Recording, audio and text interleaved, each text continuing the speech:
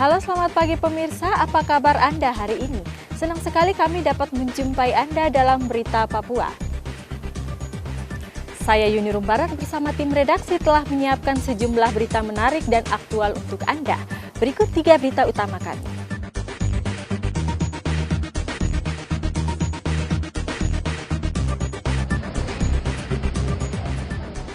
Simpan tembakau sintetis mengandung narkotika, 2 pemuda di Mimika ditangkap polisi. 2 bayi di Merauke dan kota Jayapura dapat kejutan di hari ulang tahun ke-30 SCTV.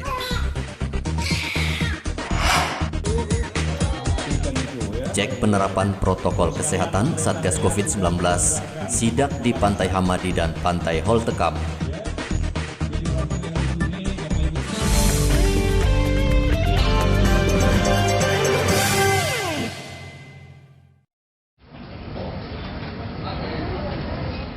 Polisi menangkap 2 pemuda yang menyimpan tembakau sintetis yang mengandung narkotika golongan 1. Polisi juga menyita 10 gram tembakau yang mengandung narkotika dari tangan kedua tersangka. AM dan FS ditangkap polisi usai mengambil kiriman dari salah satu ekspedisi di Jalan Budi Utomo. Tim kami dari Sat Narkoba berhasil mengungkap jenis tembakau sinte yang diduga mengandung narkotika golongan 1, yaitu TKP-nya di Jalan Budi Utomo, ya, di mana barang ini pada saat akan dilakukan pengambilan melalui jasa pengiriman, ya. Adapun tersangka yang kita amankan pada saat itu yaitu ASM yang akan mengambil barang ini. Kemudian kita lakukan pengembangan, ternyata ada pemilik barang yang atas nama MS, ya. Adapun barang bukti yang kita berhasil amankan yaitu 1 paket tembakau sinte yang diduga mengandung narkotika golongan 1 dengan berat 10,20 gram. Nah, untuk saat ini kedua tersangka ini kita amankan dan barang bukti sedang kita lakukan uji lab di Lapor Polda Papua. Saat ini kami masih menunggu hasilnya. Untuk WW, hasil pengembangan kita didatangkan dari Makassar. Ya, dikirim dari Makassar menggunakan paketan barang. Nah, di mana dalam paketan barang ini ada tembakau sinten yang diduga mengandung narkotika golongan 1. Untuk sementara sesuai pengakuannya dia untuk digunakan mereka sendiri. Ada 2, ya. Untuk pasal yang kita kenakan yaitu pasal 114 ayat 1 dan 112 ayat 1 dengan ancaman hukuman 5-20 tahun. Polisi masih memburu pengirim barang dari Makassar. Kedua pelaku dijerat dengan pasal 114 Undang-Undang Narkotika dengan ancaman penjara maksimal 12 tahun penjara.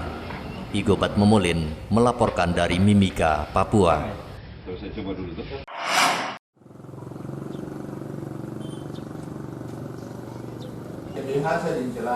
Sepekan sudah Wiji ditahan di ruang tahanan Polsek Merauke Kota.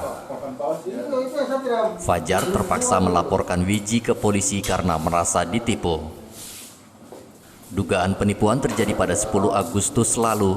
Wiji mengambil beras milik Fajar sebanyak 5 ton untuk dijual. Setelah batas waktu penjualan yang disepakati selesai, Wiji tak kunjung membayar beras yang telah ia ambil. Karena saya belum dibayar juga, beras saya kasihkan orang di tambang, jadi saya juga masih menunggu uang dari tambang. Oh gitu. Iya. Memang udah berapa lama duitnya dipakai itu? Tanggal 17 kemarin 1 bulan. 1 bulan ya? Iya. Oh jadi ibu ambil beras 5 ton itu dibawa ke tambang sana? Iya. Tapi ibu udah sampaikan sama Pak Arianto seperti itu, Pak Fajar? Sudah saya sampaikan semuanya. Terus? Saya sempat juga saya bilang kalau kemarin dikasih waktu 5 hari saya nggak bisa lunasi karena saya bisanya nyicil. Pak Haryanto juga tidak mau, saya cicil 1 minggu 5 juta juga nggak mau. Terus sama yang bersangkutan dengan pacarnya Fajar ini saya juga sampaikan, saya bilang saya cicil 10 juta, 1 minggu juga tidak mau. Tapi ibu katanya bukan kali ini melakukan hal ini, sudah sering katanya ya? Sebenarnya sering enggak, cuma tahun kemarin memang saya ada masalah juga beras dibawa orang belum nggak bayar, orangnya kabur sampai sekarang. Makasih. Menurut polisi, pelaku sudah sering melakukan penipuan dari banyaknya laporan yang diterima polisi. Kronologisnya terlapor meminta beras kepada Pak Fajar sebanyak 5 ton 100 kilo yang harganya lebih kurang 45 juta. Namun pada saat jatuh tempo terlapor tidak dapat menyelesaikan pembayarannya kepada korban, sehingga korban merasa ditipu dan melaporkan kami di Polsek Kota. Dan pelaku melakukan hal yang penjual beras, bukan saja itu, malah pernah menipu masyarakat kampung juga, mengambil pisang sampai dengan 1.700.000 sudah dibayar. Kemudian kemarin juga dari Bovendigul datang melapor ke sini, namun kan kita tidak mungkin menindaklanjuti karena yang bersangkutan dalam keadaan dalam sel. Itu sekitar termatnya juga 15 juta. Polisi menjerat tersangka dengan pasal 378 KUHP tentang penipuan dengan ancaman penjara maksimal 4 tahun. Muhammad Ridwan melaporkan dari Merauke, Papua.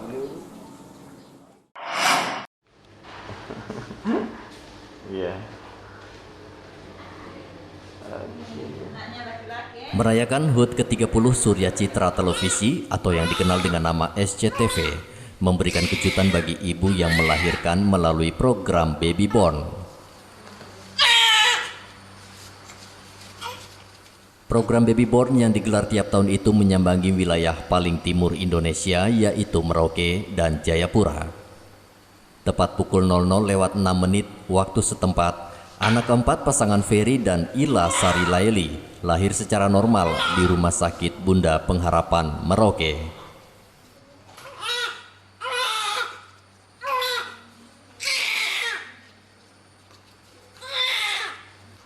Pasangan Ferry dan Ila Sari Laili beruntung dan mendapat kejutan SCTV.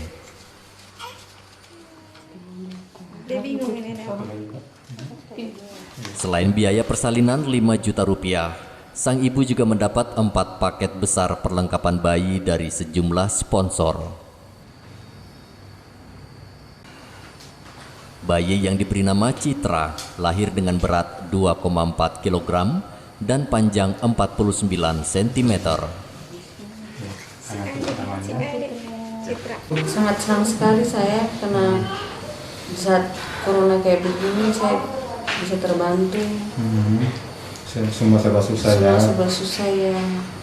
Alhamdulillah juga sudah bisa lancar melahirkan. Dapat hadiah kejutan. Alhamdulillah.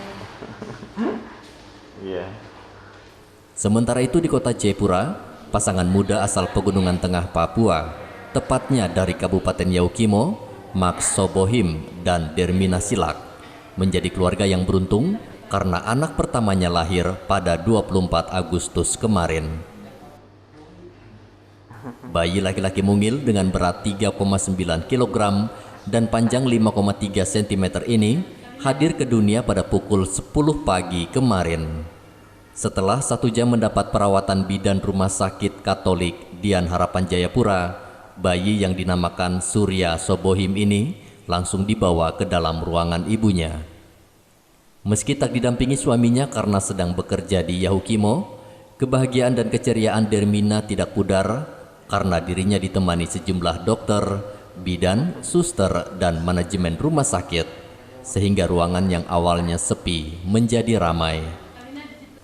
Nama Surya Sobohim sengaja diberikan untuk bayi sebagai ucapan terima kasih kepada SCTV. Terima kasih kepada SCTV dan selamat ulang tahun yang ke-30. Semoga semakin extraordinary. Sementara itu, manajemen Rumah Sakit Katolik Dian Harapan Jayapura mengapresiasi program Baby Born yang digelar SCTV karena sangat membantu warga yang kurang mampu di Jayapura.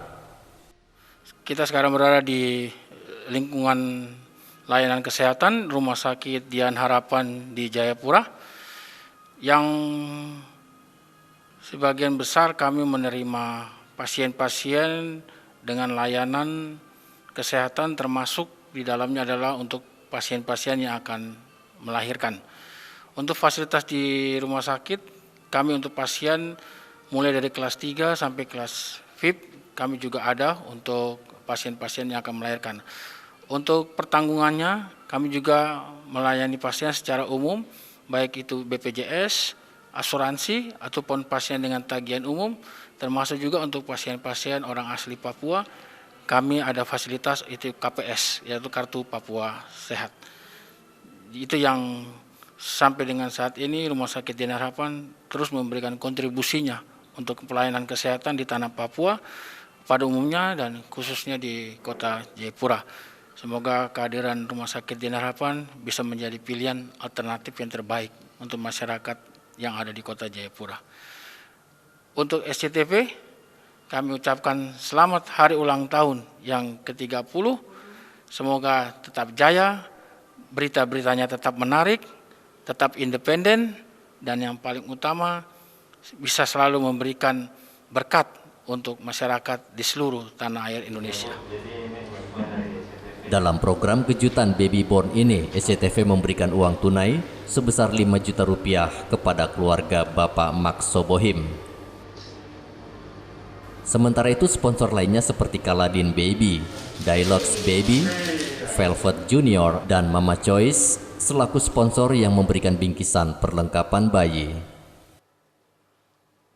Muhammad Ridwan dan Rian Tonai melaporkan dari Merauke dan Kota Jayapura, Papua.